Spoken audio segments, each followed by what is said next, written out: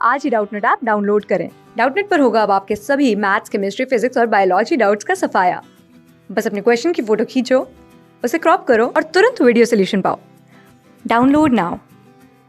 Hello everyone, हमारा question है find 3 machines that can be replaced with hookups of N25 machine. Okay, so हमें दिया गया है N25 मशीन एंड हमें ऐसी 3 मशीन्स ढूंढनी है या 3 मशीन्स बतानी है जो रिप्लेस हो सकती है हुकअप्स ऑफ N25 मशीन से।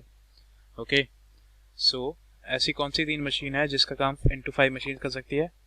बेसिकली N25 स्क्वायर जो कि है N25, सेकेंड होगा N25 क्यूब जो कि होगा N125 एंड थर्ड होगा N5 to the power 4 that is N625।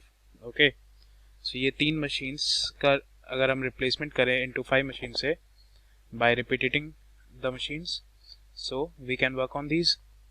So therefore हमारा जो आंसर है वो है N25 square, N25 cube and N5 to the power 4। So ये 3 हमारे फाइनल आंसर है। Thank you.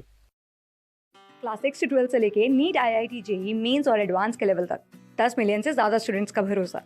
आज ही डाउनलोड करें डाउटनेट ऐप या व्हाट्सएप कीजिए अपने डाउट्स 8400 400 400 पर।